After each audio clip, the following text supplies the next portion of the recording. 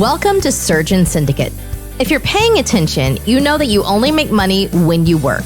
It might be great money, but it's dependent on you. The information on this podcast will help you solve that. We interview experts and provide analysis into financial freedom through commercial real estate. Why? To help physicians like you thrive. Let's dive in. Welcome to Surgeon Syndicate. This is your host, Dr. Michael McManus, and we are here today with Dr. Alex Schloe.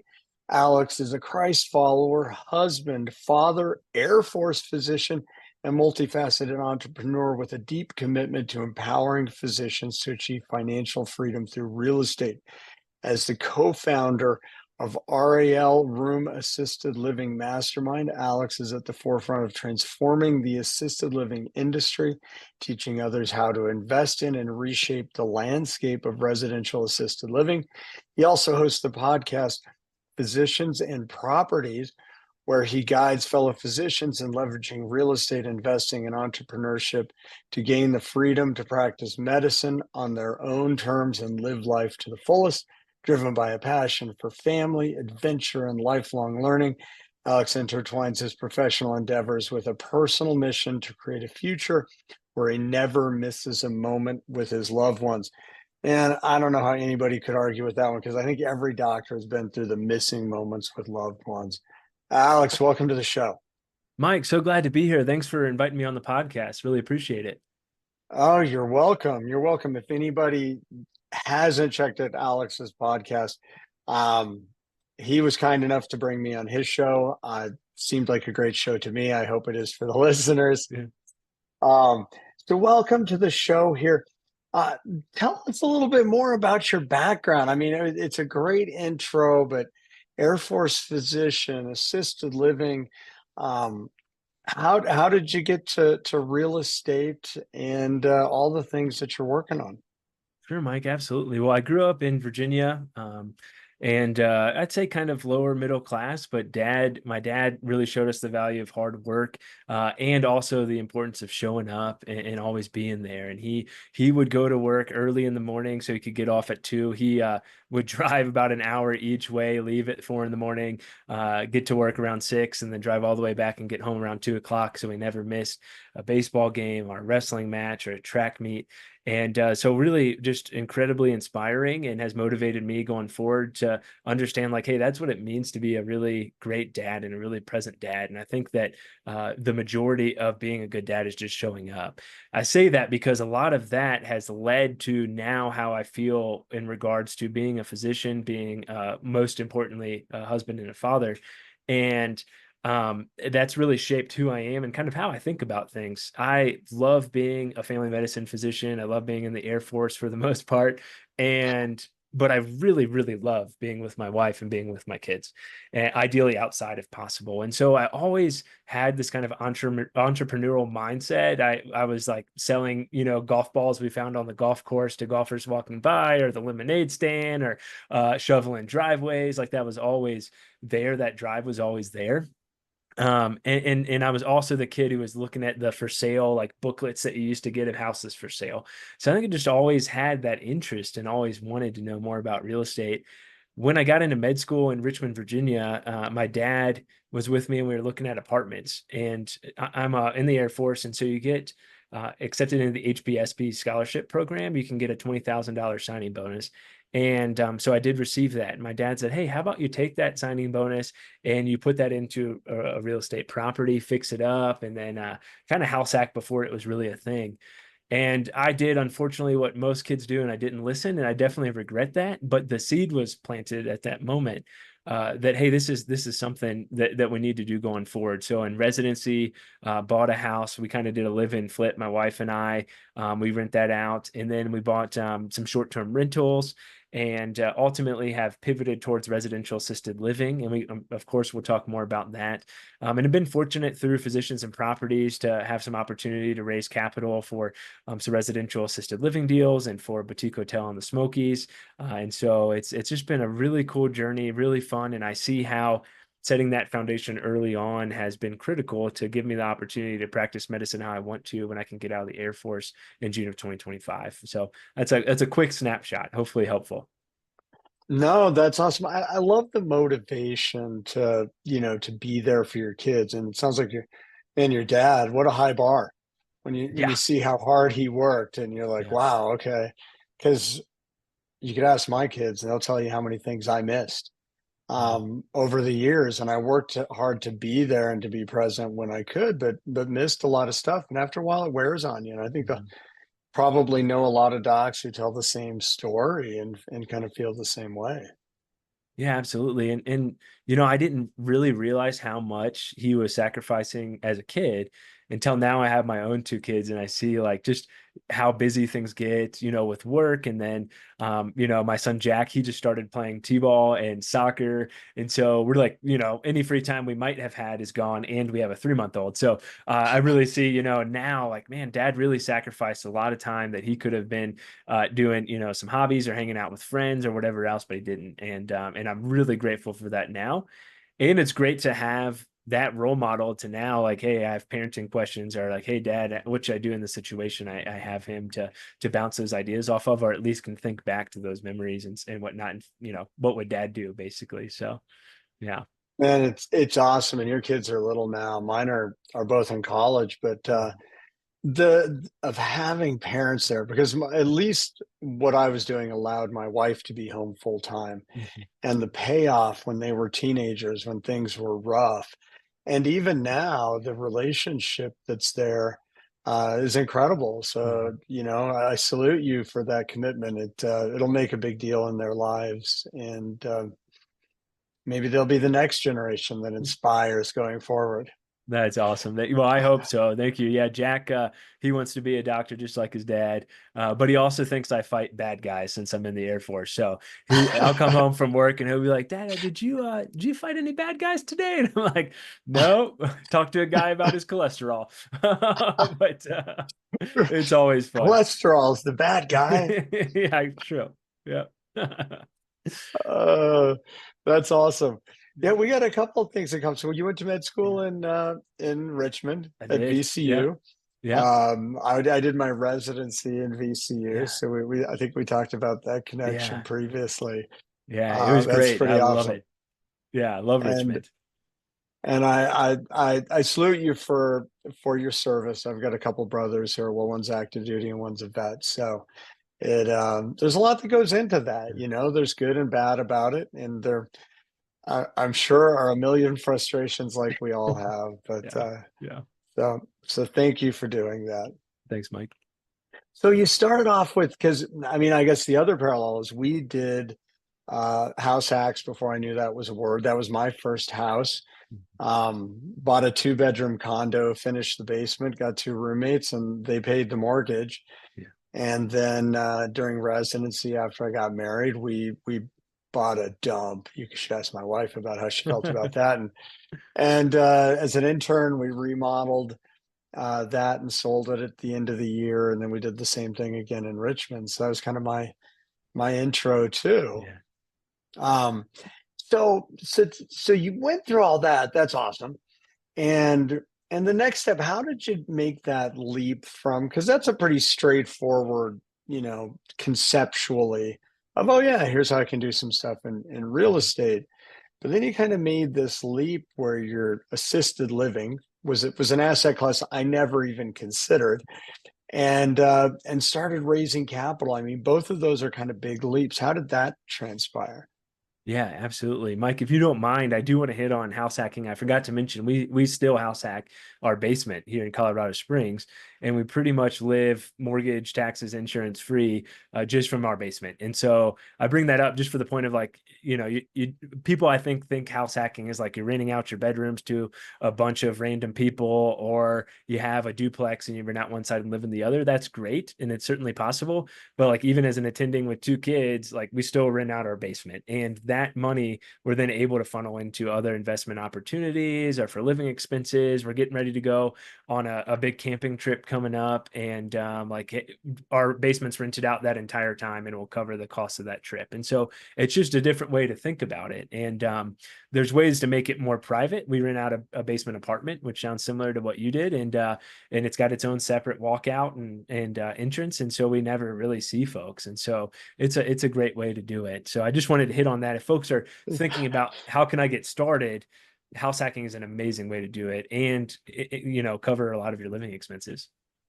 Well, the next level of that is kind of growing a lot of places around the country are ADUs, or accessory dwelling units, where cities want people to put an apartment above the garage, or all those, and it's not this giant leap to do something like that. It'd be fun to sit down with a finance person and look at the lifetime value, like when you get to retirement, what that additional income stream meant to your final retirement dollars. Yeah, that'd be really cool to project out. And ADUs are a great way to do it. You're adding a new dwelling unit that you can rent out, and you're adding value to your property, which is incredible too. I've told my wife we're in June of 2025, I can get out of the Air Force, and I think we'll probably move back to Virginia. And I told her, I'm like, hey, we got to figure out how we're going to house hack somehow, whether that's the garage apartment, the basement, building a tiny house or an ADU. Like we're going to keep doing it because it just makes so much sense, and it's not hard to do. So yeah, that's your addiction, the ancillary income addiction. You're like, I can't give this up. I know. The other cool. Oh, go ahead. I was just saying, it's so good, and it's so nice to like have the cash flow coming in to give you that freedom to be like, hey, I'm just going to work 2 days a week, or I'm not going to work at all. And all these little investments add up over time and really can make a significant difference. And so if you can cut one of your biggest expenses, which is housing, why not do it? Yeah, the other fun way that might be to do that is a financial modeling. There, we'll call it a model. Is take like lifetime earnings to retirement and what that means financially, and then add in that extra income and see how many years back you can move retirement with that additional income. Yeah, that'd be really cool to see. If someone's listening to this and they have that engineering background and want to figure that out, that would be awesome. I would love to see that. But it's definitely shaving some years off. That's for sure. So grateful for that. Yeah, and you're off to a fast start. I just got lucky to be in the right rooms with the right people and network with the right folks and be willing to take action. I mean, that's really what it boils down to. But sorry, Mike, that was a big tangent from assisted living. No, we can get back to assisted living. Wait, I like this, because then what you just said, you're like, you were lucky enough to get in the right rooms with the right people and take action. And to me, that's the core of real estate investing, is networking, finding the people. And sometimes you're lucky. I've talked to some people who are like, they wandered into the right room with the right people and off they went. And for other people, and kind of the way it's felt for me, is I had to battle for that network, but it was worth the battle. But understanding that what those people mean, and then being willing to act on it, is huge. So how did that happen? How did the right people, being in the right room? Tell me that story. Yeah, I'm in a mastermind called the War Room Mastermind, which is for military, active duty military, and veterans. It was started by my buddy Dave Perret. He was an active duty Marine, and he documented his journey as a Marine to a millionaire while he was still active duty. And he was just buying, fix and flips and multifamilies and all stuff. And he was blogging and podcasting along the way, mostly in Missouri was where he was purchasing these properties, and just producing a lot of content. And so I found out about Dave, and he started a mastermind called the War Room. And I was fortunate to get in really early on. I think there was probably 20, 25 other folks in there at the time, maybe a little bit more. Forget this, $50 a month, which is nuts. Like this mastermind itself has and will make me millions of dollars through connections and through deals we've done there and opportunities that have come through. And I remember thinking at the time, like, oh, $50 a month, like, oh, this is steep. And I was in residency at the time. But I remember thinking like, oh, I don't know about this, $600 a year. Like I said, I mean, almost an infinite return on investment. And what that afforded me was the opportunity to get in the room with folks who are already doing it, who are already investing in real estate in a bunch of different asset classes, and a group of veterans who we already have that common bond, or active duty members who already have that common bond and that trust that's already there. And everyone's just so willing to just pull each other up. And that's the beauty of a community and a mastermind, is like folks are typically willing to pull the other person up, to help you out, to give you those opportunities. And then that led to a bunch of opportunities. Met one of my business partners, Charlie, and we bought some short-term rentals together. And now we're partnering on assisted living. Met our other partner for assisted living there as well. And now we have 8 assisted living homes. 3 we just own a small piece of through the assisted living fund that we started. And then Charlie and I still have a couple Airbnbs together. And so it's just been a game changer. And I think back, and I think about education and masterminds and networking and being in the room with the right people. You have to pay a fee, but it compresses time.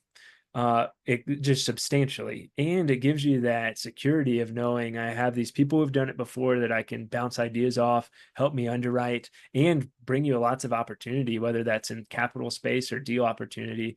And so it's just a no-brainer. I tell folks all the time, like, networking and community, that is going to get you way farther in real estate investing than anything else is going to. So looking back, so I could just hear some of the people I know go, well, yeah, he got in at $50. I would have done that too. So looking back, knowing now what you gained out of that community and what it meant, if you you got zapped back in time and you're back there now, but it's no longer $50, what would you be willing to pay to join that mastermind, knowing what it would do for you? That's a great question. And I think about this often. And we tell Dave all the time that he's not charging enough money, which the mastermind is significantly more now. But I mean, I think even in residency, where I was not making much money, I would have scraped together whatever it took, 5,000, 10,000, whatever it is, because that return has been substantially more. It would have taken a big mindset shift, because I'm definitely a frugal person.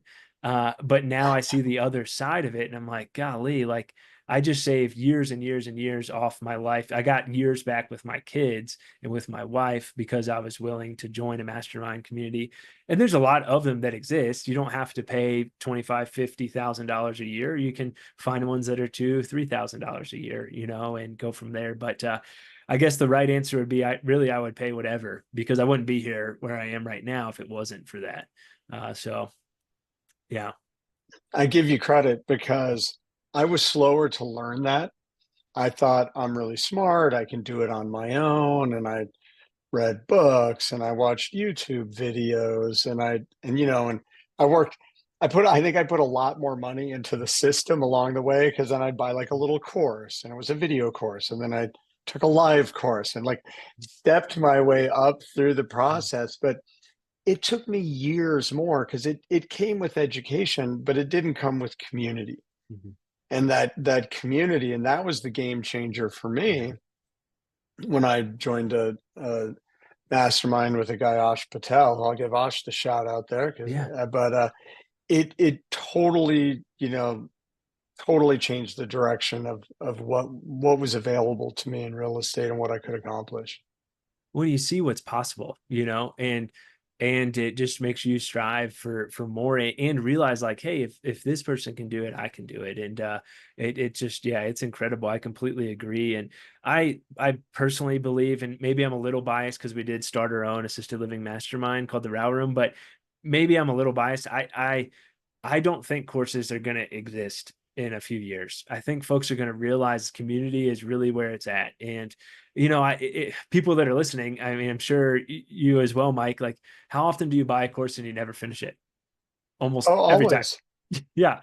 Yeah. And so I think that, like, the information is out there, but that community, that networking, the accountability, and the implementation, that's what's missing from a course. And that's what a community can provide for you. And so, any community can do that, and just really expedite your real estate investing. What's funny is I had this conversation with a guy who's kind of a marketing genius. He's multi-millionaire now, only keeps doing what he's doing now because he still enjoys it and loves it, and loves Like he has this mission, to kind of help people. And I asked that question of, well, if this is really who you're trying to serve, if this is your avatar, and this product, because when people are successful and they're running a thing, there is compensation. Your time's valuable, and so that's part of it. But it's also people who don't want to pay typically aren't committed to the process. So if it's free, they show up, but they don't do anything.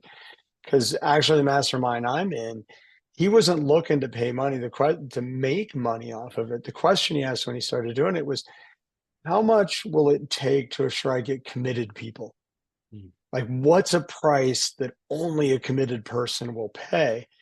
And then all the money made out of the mastermind, I swear, goes into the mastermind events we do. It's like renting these giant buses, and you're like, we didn't need that, great food. And it's like, no, this is all part of the deal.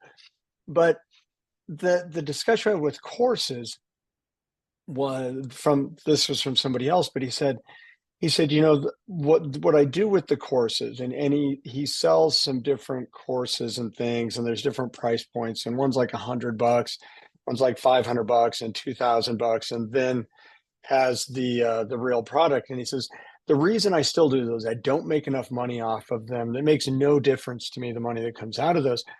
But for some of the people I'm trying to serve who don't understand that this is what's going to change their life, Mm-hmm. it gives them a pathway to waddle into it. And I'm like, man, I was a waddler. Thanks for, Yeah. thanks, Yeah. thanks for having the $50, video course and all Yeah. those other things, because you were smart enough to jump right in. I had to waddle through Yeah. the low price selections to get to realize what I needed. Well, Mike, I waddled through like 200 Bigger Pockets episode and the White Coat Investor, and there was still some waddling, that's for sure. But yeah, I was fortunate to just take action relatively quickly and see that this will work out. I remember buying my first house. I was in residency, the one we did a live and flip, and now as a long-term rental. I got the physician loan, no money down. It cost me $58 out of pocket. There was some like title fee that they couldn't cover with the mortgage. And I remember being scared crapless to pay $58, to buy this house.